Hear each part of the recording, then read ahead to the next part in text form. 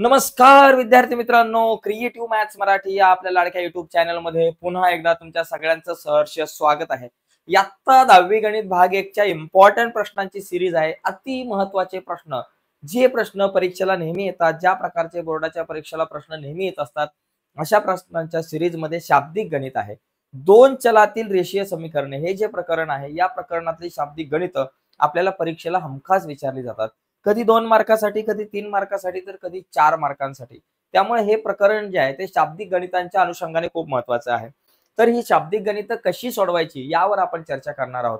तर जाऊयात पटकन पुढे जाण्याच्या अगोदर एक छोटीशी रिक्वेस्ट आहे मित्रांनो, नवीन असाल चॅनलवर, अजूनपर्यंत चॅनल सबस्क्राइब नसेल केला तर आत्ताच आपला चॅनल सबस्क्राइब करा आणि त्या बाजूला असलेलं बेलचं बटन दाबा, जेणेकरून मी अपलोड केलेल्या प्रत्येक नवीन व्हिडिओची नोटिफिकेशन तुमच्यापर्यंत पोहोचेल। तर बघा मित्रांनो, शाब्दिक गणित कशी सोडवायची हे मी तुम्हाला सांगणार आहे।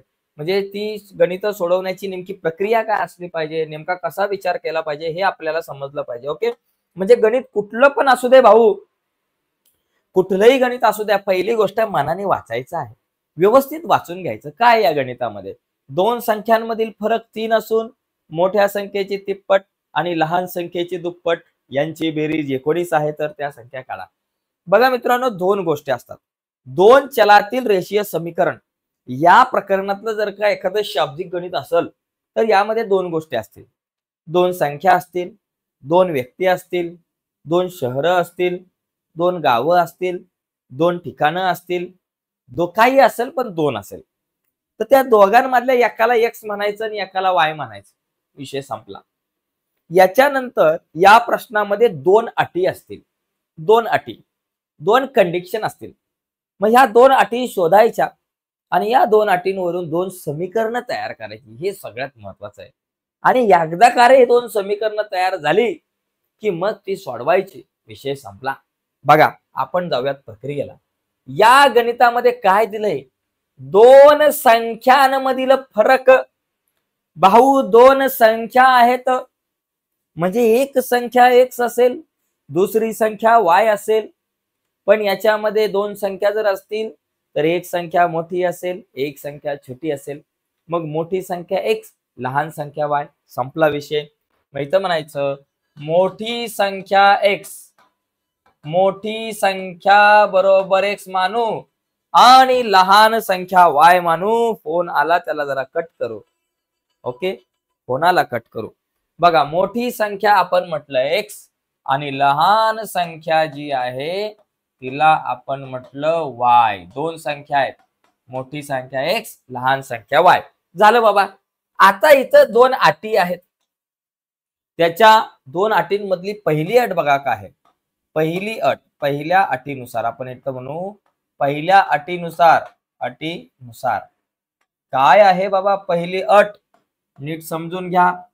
आपली जी पहिली अट आहे ती काय दिले, दोन संख्यांमधला फरक 3 आहे भाऊ। फरक, डिफरन्स। फरक म्हणजे काय करतो, वजाबाकी करतो। दोघांमधला फरक काढण्यासाठी आपण वजाबाकी करतो। फरक 3 म्हणजे दोघांमधली वजाबाकी 3। म्हणजे मोठ्या संख्येमधून लहान संख्या वजा केली, उत्तर 3 मिळतं, आपल्याला समीकरण 1 मिळालं भाऊ। अशा प्रकारे पहिल्या अटीनुसार समीकरण 1 तयार झालं। आता दुसऱ्या अटीनुसार, वाटीनुसार नका लिहू, दुसऱ्या अटीनुसार, पहिली अट झाली, आता दुसरी अट। दुसऱ्या अटीनुसार आपण दुसरं एक समीकरण तयार करू। चला, ही दुसरी अट। दुसऱ्या अटीनुसार काय समीकरण तयार होईल बघा, काय दिलंय, मोठ्या संख्येची तिप्पट। वाचता वाचता समीकरण तयार करणे। मोठी संख्या तिची तिप्पट, मोठ्या संख्येची तिप्पट म्हणजे 3x, 3 ने गुणायचं। आणि लहान संख्येची दुप्पट म्हणजे 2x, 2 ने गुणायचं, 2y, 2 ने गुणायचं। लहान संख्या y म्हणून 2y। बघा, मोठ्या संख्येची तिप्पट म्हणजे 3x, मोठी संख्या x आहे, तिची तिप्पट म्हणजे 3x, 3 ने गुणलं। आणि लहान संख्येची दुप्पट, लहान संख्या y, तिची दुप्पट म्हणजे 2y, 2 ने गुणलं। यांची बेरीज म्हणजे मध्ये अधिकचं चिन्ह बरोबर 19। म्हणजे काय समीकरण मिळतं, 3x अधिक 2y बरोबर 19।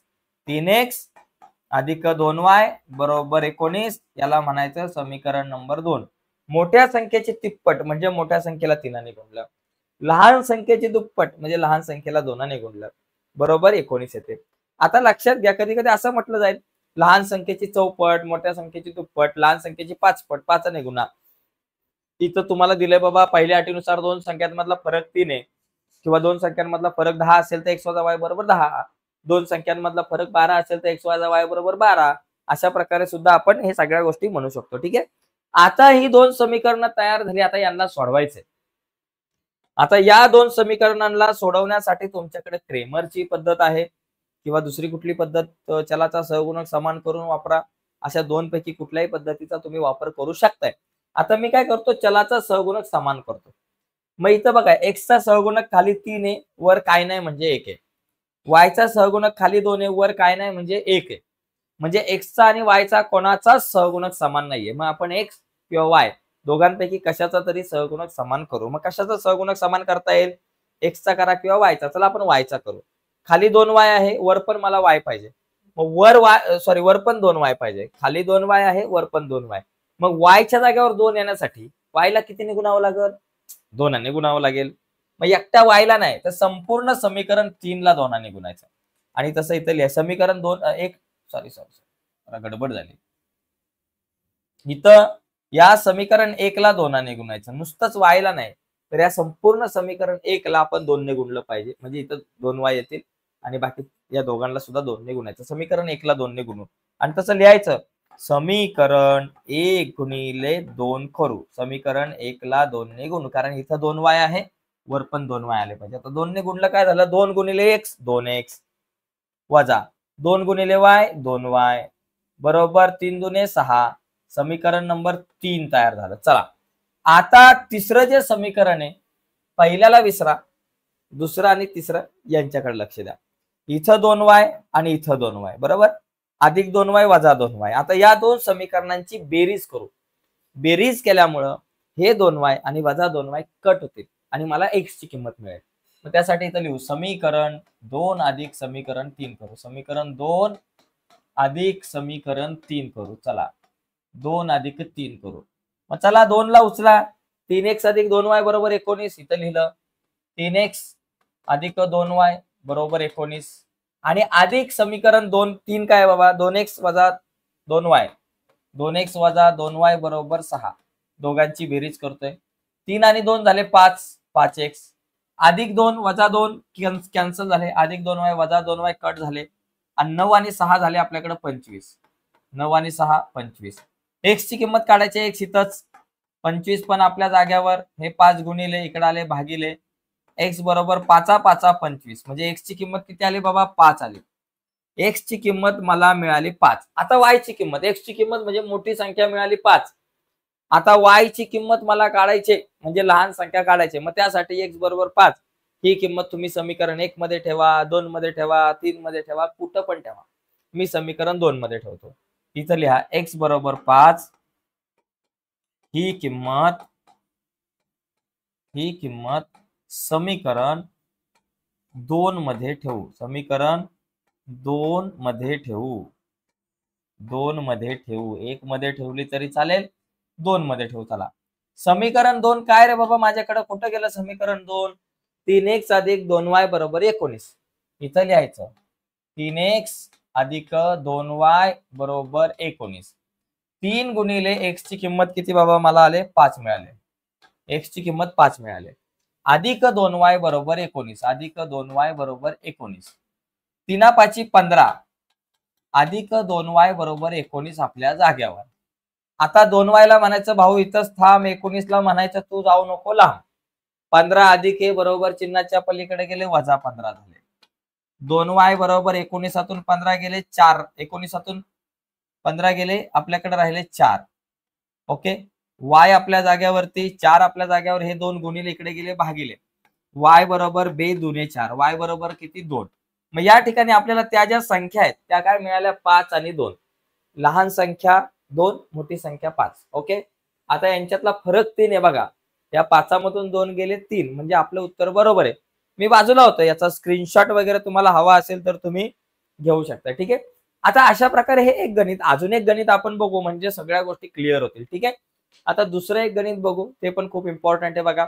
शाब्दिक गणित डिटेलमध्ये चर्चा करतो मित्रांनो, कशा प्रकारे सोडवली पाहिजे. आता या गणितामध्ये जर आपण एक विचार केला व्यवस्थित, आता हे गणित बघा तुम्हाला स्क्रीनवरती दिसतंय. जरा मोठं गणित आहे, त्याला आपण म्हणजे जरा अक्षर जरा जास्त मोठं दिसतंय, त्याला आपण जरा छोटं करूया अक्षराला, म्हणजे जेणेकरून व्यवस्थित आपल्याला गणित सोडवता येईल. ठीक आहे. तर एकंदरीत आता हे पण जे गणित आहे याच्यामध्ये पण तुम्हाला दोन गोष्टी दिसतील या गणितामध्ये सुद्धा. ठीक आहे. बघा छोटं झालं. आता या गणितात जर का विचार केला, बघा प्रश्न नीट समजून घ्या. वडिलांच्या वयामध्ये मुलाच्या वयाची दुप्पट मिळवल्यास, बाकी ठीक आहे, बाकी पुढे काय झेंडावंदन दिलं ते खड्ड्यात जाऊ दे. पण पहिली गोष्ट, दोन गोष्टी कुठल्या दिसतात हे पहिलं दिसलं पाहिजे. या प्रकरणातलं कुठलंही गणित आलं ना, कुठल्या दोन गोष्टी तुम्हाला दिसतात? इथं दोन व्यक्ती आहेत, एक वडील आहे आणि एक मुलगा आहे, बरोबर? आणि त्यांच्या वयांचा विषय आहे. मग मुलाचं वय आलं आणि वडिलांचं वय आलं. मग आपण काय करू? वडिलांचे वय एक्स मानू, एकाचं वय एक्स मानायचं, एकाचं वय वाय मानायचं, विषय संपला. बाकी काय मोठं काम आहे? इथं लिहायचं वडिलांचे वय बरोबर एक्स वर्ष मानू, बरोबर. आणि मुलाचं वय जे आहे सुपुत्राचं, त्यांच्या मुलाचे वय, मुलाच्या वयाला आपण वाय मानू. एकाचं वय एक्स, एकाचं वय वाय मान, वाय वर्ष मानू. ठीक आहे, झालं. आता चला अटी दोन कुठल्या आहेत? आता ज्या दोन अटी दिल्यात त्या जरा वाचून घेऊ. त्याच्यातली पहिली अट बघू जरा काय. पहिली अट बघा काय.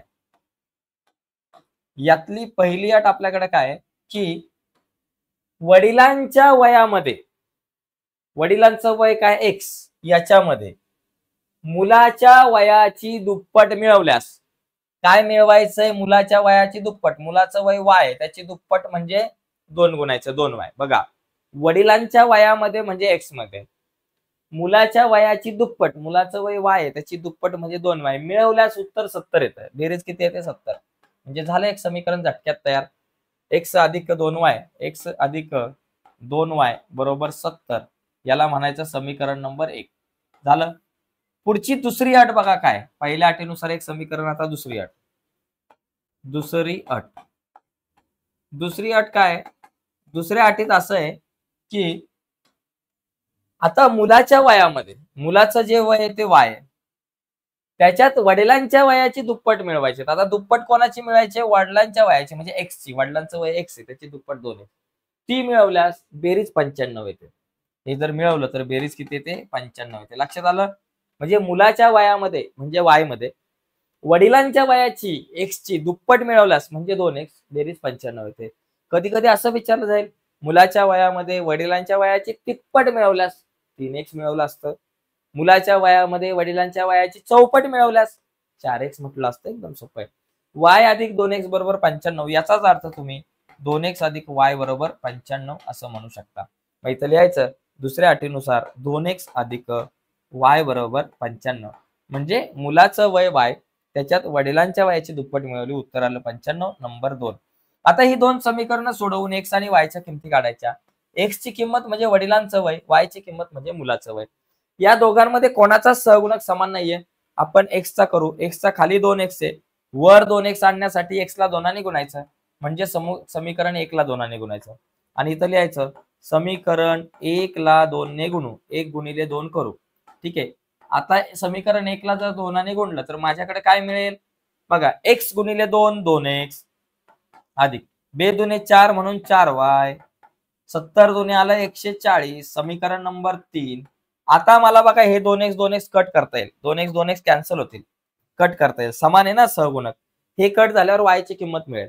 या दोघांना उडवण्यासाठी मला समीकरण 3 मधून 2 वजा करावं लागेल, कारण वजाबाकी केल्यावर 2x जातील. मग तसं इथं लिहायचं समीकरण 3 वजा 2 करू, 3 वजा समीकरण 2 करू. एखाद्याने म्हटलं समीकरण 2 वजा 3 करतो सर, चालेल, काय प्रॉब्लेम नाही. 2 वजा 3 करा, 3 वजा 2 करा, काय प्रॉब्लेम नाही.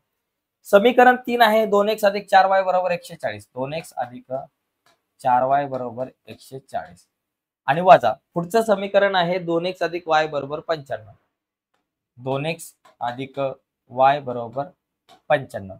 वजाबाकी करताना खालची चिन्ह बदलतात. बघा अधिकचं वजा, अधिकचं वजा, अधिकचं वजा झालं, सगळीकडे वजा वजा वजा झालं. आता बघा 2x कट झाले, आपले 2x कट झाले. राहिलं काय माझ्याकडं? 4तून 1 गेले 3y, आणि 140 मधून 95 गेले 45. वाय आपल्या जाग्यावर 45, आपल्या जाग्यावर 3 गुणिले इकडे आले भागिले. मग वाय ची किंमत किती आली? 45 ला 3 भाग लावला 15. वाय ची किंमत माझ्याकडे आलेली आहे 15. ठीक आहे. आता मला एक्स ची किंमत काढायची. एक्स ची किंमत, वाय ची किंमत म्हणजे मुलाचं वय आलं. मुलाचं वय 15 वर्ष. आता एक्स ची किंमत म्हणजे वडिलांचं वय काढायचं. त्यासाठी वाय बरोबर 15 ही किंमत तुम्ही समीकरण 1 मध्ये ठेवू शकता, 2 मध्ये ठेवू शकता, 3 मध्ये ठेवू शकता, कुठं पण ठेवा. मी समीकरण 1 मध्ये ठेवतो. वाय बरोबर 15 ही किंमत समीकरण 1 मध्ये ठेवू. 1 मध्ये ठेवू. ठीक आहे. समीकरण 1 आपल्याकडे काय आहे? x अधिक 2y बरोबर 70. बघा, x अधिक 2y बरोबर 70. x ची किंमत माहिती नाही, पण y ची 15 आहे. x आपल्या जागेवर अधिक y ची 2 गुणिले 15 बरोबर 70. x अधिक 15 दुने 30 बरोबर 70. x बरोबर 70 आपल्या जाग्यावर 30 अधिक हे पलीकडे गेले वजा 30 झाले. आणि x बरोबर 70 मधून 30 गेले 40. मग वडिलांचं वय किती? 40 वर्ष. मग तुम्ही या ठिकाणी लिहू शकता की वडिलांचं वय 40 वर्ष आहे. वडिलांचे वय बरोबर 40 वर्ष, मुलाचे वय बरोबर 15 वर्ष. असं खाली डिटेल मध्ये लिहायचं आहे. एवढंच नाही ठेवायचं, इथं लिहायचं वडिलांचे वय म्हणजे काय बाबा? एक्स बरोबर 40 वर्ष. ठीक आहे. असं तुम्ही लिहायचं आणि खाली लिहायचं मुलाचं वय म्हणजे वाय बरोबर 15 वर्ष. ठीक आहे. तर अशा प्रकारे तुम्ही लिहू शकता. अशा प्रकारे आपलं गणित बनेल. बाजूला होतो, स्क्रीनशॉट घ्यायचा असेल तर घेऊ शकताय. ओके. तर मित्रांनो, शाब्दिक गणित नेमकी कशी सोडवायची हे आपण समजून घ्यायचा प्रयत्न केला. मी 2 गणितं घेतली, पण अशाच प्रकारे सगळे शाब्दिक गणित आपल्याला सोडवायची आहे. आता थांबायच्या अगोदर एक इम्पॉर्टंट गोष्ट तुम्हाला शेअर करतो. बघा, बरीच मुलं व्हिडिओ बघतायत, पण ज्यांनी चॅनल सबस्क्राईब नसेल केला तर सबस्क्राईब करा. आता इम्पॉर्टंट गोष्ट काय माहितीये का मित्रांनो? जर तुम्हाला गणित विषय अवघड जातोय, गणित भाग 1 आणि गणित भाग 2, तर काळजी करू नका. आपण आपला जो ऍप आहे, एक ऍपचं नाव आहे क्रिएटिव्ह मॅथ मराठी. या ऍपवर तुमच्यासाठी एक स्पेशल गणिताचा कोर्स आपण बनवलाय, क्रिएटिव्ह मॅथ मराठी या ऍपवर. त्या कोर्समध्ये काय आहे? गणित भाग 1 आणि 2च्या प्रत्येक प्रकरणावर 3 ते 4 व्हिडिओज आपण बनवून ऑलरेडी अपलोड केलेले आहे. आणि त्या व्हिडिओमध्ये काय आहे? तर या व्हिडिओमध्ये आतापर्यंत बोर्डाच्या परीक्षेला आलेल्या सगळ्या महत्त्वाच्या गणितांवर चर्चा केलेली आहे. ओके. तर त्यामुळे तुम्ही तो जो कोर्स आहे तो परचेस जर केला तर त्याच्यामध्ये सगळी इम्पॉर्टंट गणितं तुम्हाला बघता येईल. आणि त्याचबरोबर आठवड्यातून 3 दिवस त्या कोर्सवर मी लाईव्ह लेक्चर सुद्धा घेत असतो आपल्या ऍपवरती. तर हा कोर्स तुम्ही फक्त 49 रुपयामध्ये परचेस करू शकताय. फक्त 49 रुपये प्रतिमाह हा कोर्स तुम्ही परचेस करू शकताय. आणि 49 रुपयामध्ये तुम्हाला बऱ्याचशा गोष्टी बघायला मिळतील, लाईव्ह लेक्चर बघायला मिळेल आणि हा व्हिडिओ कोर्स बघायला मिळेल. तर तुम्ही आपला जो कोर्स आहे हा परचेस करा आपल्या ऍपवरती जाऊन. ऍपचं नाव आहे क्रिएटिव्ह मॅथ मराठी. ऍपची लिंक व्हिडिओच्या खाली डिस्क्रिप्शन मध्ये आहे, किंवा तुम्ही प्ले स्टोअरला जाऊन ऍप डाउनलोड करू शकता. ठीक आहे मित्रांनो, आजच्या चर्चेत इथेच थांबूयात. बाय सर्वांना, धन्यवाद.